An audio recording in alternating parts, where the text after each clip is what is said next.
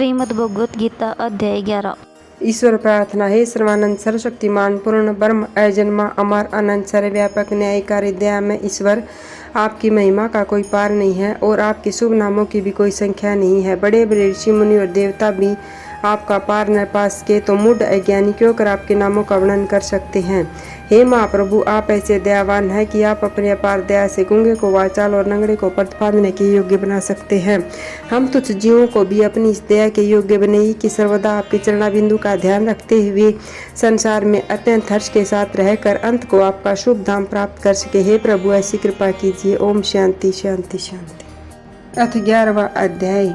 भगवान की विभूतियों के वर्णन को सुनकर अर्जुन ने कहा कि हे श्री कृष्ण, आपने मेरे ऊपर अनुग्रह करके जो महागुढ़ आध्यात्म ज्ञान सुनाया है, इसे मेरा सब मोह दूर हो गया है। इससे हे श्री कृष्ण, मैंने प्राणियों की उत्पत्ति और प्रलय का वृत्तांत आपके मुख से विस्तार पूर्वक सुना है और आपका लक्ष्य माध्यम भी सुना है। हे पुरुषोत्तम, मैं ज्ञान, शक्ति, बल, ऐश्वर्य, वीर्य और तेज, इन 6 गुणों से युक्त आपके रूप का दर्शन करना चाहता हूँ। यदि आप ये समझते हो कि मैं आपका वह रूप देख सकता हूँ, तो हे योगेश्वर, आप मुझे अपने उस अविनाशी रूप का दर्शन दीजिए।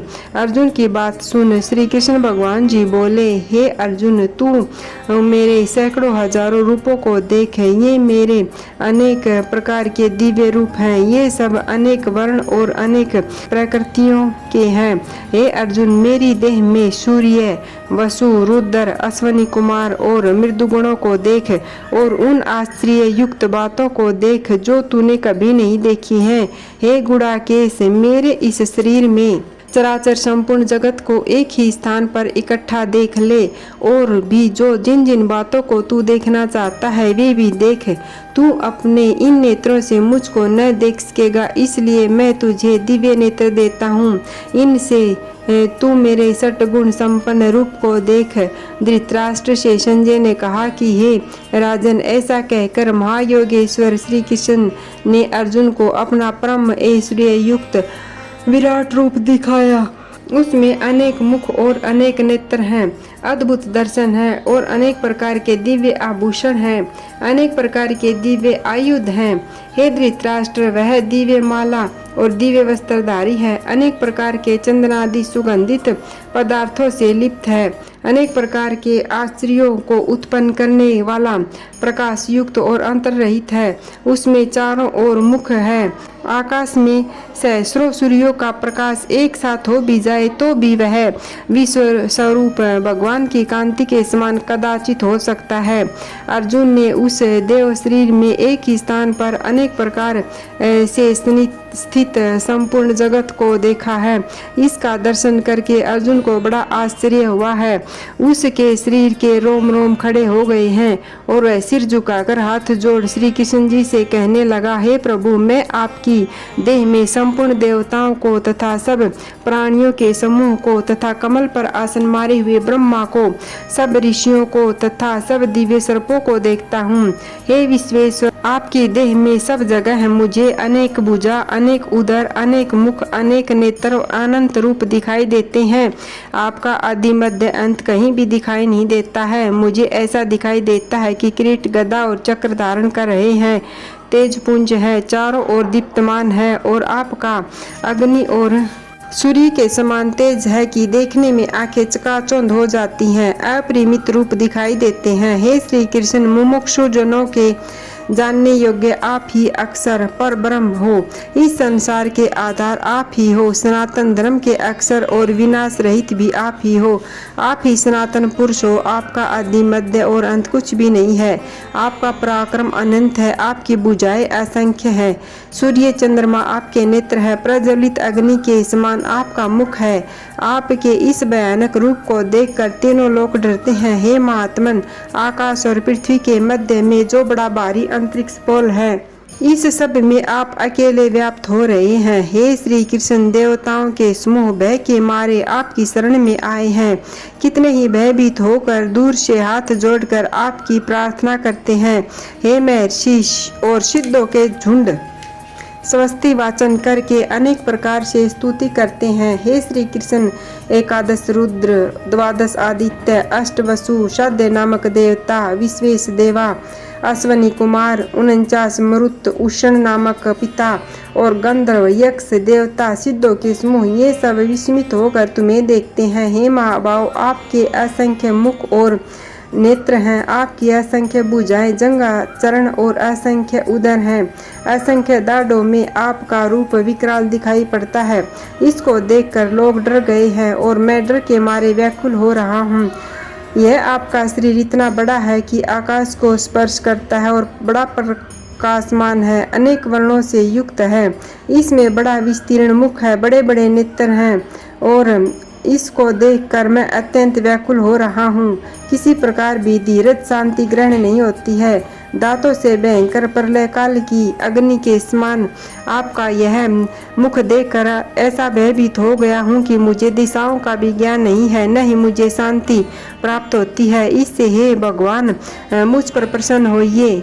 हे श्री कृष्ण, धृतराष्ट्र के सब पुत्र संपूर्ण राजसमूह के साथ आपके मुख में प्रवेश करते दिखाई देते हैं और भीष्म, द्रोणाचार्य, शिखंडी, धृष्टद्युम्न आदि भी आपके मुख में प्रवेश करते दिखाई देते हैं। ये सब आपके दाढ़ वाले मुख में जल्दी जल्दी प्रवेश कर रहे हैं। इसमें कितनों के सिर चूर्ण हो गए हैं। ये आपके दांतों में उलझ रहे हैं। जैसे नदियों की अनेक शाखाएं समुद्र की ओर दौड़ती हैं, वैसे ही ये नरवीर तुम्हारे जाज्वल्यमान मुख में प्रवेश करते दिखाई देते हैं।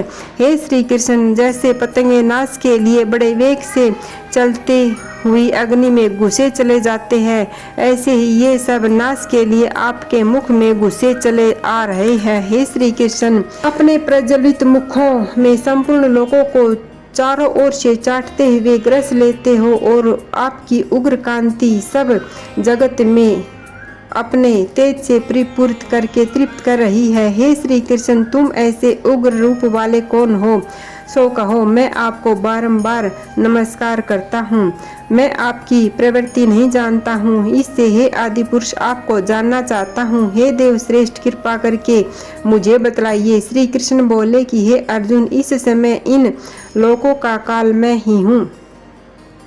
मैं इन लोगों का संहार करने के लिए प्रवृत्त हुआ हूँ। ये बड़े बड़े योद्धा जो सेना में खड़े हैं, तू इनको मारेगा नहीं तो भी ये मरेंगे। इससे हे अर्जुन, तू कमर बांध कर खड़ा हो जा और शत्रुओं को जीत कर कीर्ति को प्राप्त कर, सब समृद्ध राज्य को भोग। ये सब तो पहले ही मैंने मार रखे हैं, तू केवल निमित्त मात्र है। द्रोण, भीष्म, जयद्रथ, कर्ण आदि बड़े बड़े योद्धा मुझसे मारे हुए हैं, तू इनको मार और दुखी होने की बात नहीं है। तू समर में शत्रुओं को अवश्य ही जीतेगा।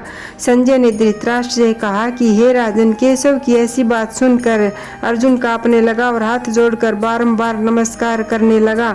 डर के मारे व्याकुल होकर नमस्कार कर गदगद वाणी से श्री कृष्ण जी कहने लगा, हे ऋषिकेश, आपका प्रभाव अति अद्भुत है और कीर्ति अतुलनीय है। इसी से यह सब जगत हर्षित होता है, आप में अनुराग करता है। राक्षस भयभीत होकर दिशाओं में भागे फिरते हैं और सिद्धों के समूह आपको नमस्कार करते हैं। हे महात्मन, हे अनंत, हे देवेश, हे जगन निवास, तुमको सब लोग नमस्कार क्यों न करे, क्योंकि आप तो ब्रह्मा से भी बड़े और सब के आदि करता है और सत असत के मूल कारण है, अर्थात अविनाशी है। इससे सबका आपको नमस्कार करना योग्य है। हे श्री कृष्ण, आप आदि देव और पुरातन पुरुष हो, इस संपूर्ण सृष्टि के लिए स्थान हो, संपूर्ण विश्व के ज्ञाता हो। जो कुछ जानने के योग्य वस्तु है वह आप ही हो।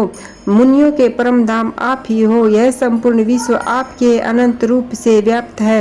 हे श्री कृष्ण, वायु, यम, अग्नि, वरुण, चंद्रमा, ब्रह्मा और ब्रह्मा के पितामह भी आप ही हैं।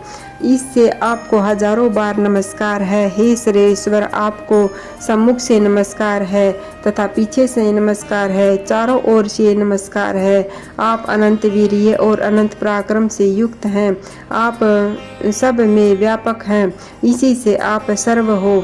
मैं आपको अपना सखा जानकर जो आपसे हे यादव, हे श्री कृष्ण, हे सखा, यह डिठाई से कहा करता था, सो मैं आपकी महिमा को नहीं जानता था। यह मेरा बड़ा प्रमाद था, अथवा स्नेह के वशीभूत हो मैं ऐसा कहा करता था। हे अयुक्त, खेलने, सोने, बैठने और भोजन के समय में, एकांत में या बहुत लोगों के सम्मुख मैंने जो आपकी हंसी की है और इस प्रकार की हंसी से आपका अनादर किया है, सो मैं क्षमा मांगता हूँ। आपका प्रभाव अप्रिय में है। हे प्रभावशालीन, आप इस चराचर जगत के पालन करता, पिता, पूज्य और महान गुरु आप ही हो। तीनों लोकों में आपके बराबर कोई नहीं है, फिर आपसे अधिक कैसे हो सकता है। हे श्री कृष्ण, आप ईश्वर हो, स्तुति के योग्य हो। आपको मैं साष्टांग दंडवत प्रणाम करता हूँ। मुझ पर प्रसन्न होइए। हे देव, मेरे अपराधों को सहन कर ऐसे क्षमा कर सकते हैं जैसे पिता पुत्र के और मित्र मित्र के और पति पत्नी के अपराधों को सहन करता है। हे श्री कृष्ण, आपका अद्भुत रूप पहले कभी नहीं देखा था। इस अद्भुत रूप को देखकर मेरा मन बड़ा हर्षित हुआ है और भय के मारे मेरा मन व्याकुल हो रहा है। आप मुझको वही अपना पहला रूप दिखाइए। हे देवेश, हे जगन निवास, आप मुझ पर प्रसन्न होइए। हे विश्वेश मूर्ते, मैं आपका वही किरीट मुकुट गदाधारी रूप देखना चाहता हूँ, इसलिए वही पहले के समान चतुर्भुजी रूप धारण कर लीजिए। यह सुनकर श्री कृष्ण भगवान जी बोले, हे अर्जुन, मेरा यह तेजोमय रूप अनंत और आद्य रूप है। इसको तेरे सिवा अब तक किसी ने भी नहीं देखा है। देख, तू अत्यंत प्रसन्न होकर मैंने आत्मयोग से तुझे यह दिखाया है। हे कुरुश्रेष्ठ, जो कोई 4 वेद पढ़े, यज्ञ, साधन, दान, अग्निहोत्र आदि कर्म तथा उग्र तप करके देखना चाहे तो भी नहीं देख सकता है। हे अर्जुन, मेरे इस घोर रूप को देखकर तू क्यों व्यथित होता है? व्याकुल मत हो, अपनी मूढ़ता को देख और निडर होकर प्रसन्न चित्त से मेरे इस पहले रूप को फिर से देख। संजय ने कहा, हे धृतराष्ट्र, श्री कृष्ण ने यह कहकर अपना चतुर्भुज रूप फिर दिखाया और डरे हुए अर्जुन को डांट हंस दिया। तब अर्जुन ने कहा कि हे जनार्दन, आपका यह शांत मनुष्य रूप देखकर मैं सावधान हो गया हूँ और अब मेरा चित्त भी शांत हो गया है, ऐसे निवृत्त हो गया हूँ। श्री कृष्ण जी बोले, हे कौन्तेय, ने मेरा यह रूप देखा है, इसको देखने को देवता भी तरसते हैं। हे परंतप, मेरा जो ऐसा महान रूप है, इसको मनुष्य अनन्य भक्ति से जान सकते हैं, देख सकते हैं और तत्व ज्ञान से इसमें लीन हो सकते हैं। हे अर्जुन, जो कोई मनुष्य मेरी ही प्रीति के लिए लौकिक और वैदिक कर्म करते हैं, मुझको ही अपना पुरुषार्थ मानते हैं, मुझ में ही भक्ति रखते हैं और सब सांसारिक विषयों से मुख मोड़ चुके हैं और संपूर्ण प्राणी मात्र से बैर छोड़कर प्रीति रखते हैं, वे मुझको ही प्राप्त हो सकते हैं। इति श्रीमद् भगवत गीतासु उपनिषत्सु ब्रह्म विद्याया योग शास्त्रे विश्व रूप दर्शन योग्यो नाम 11 अध्याय समाप्तम्।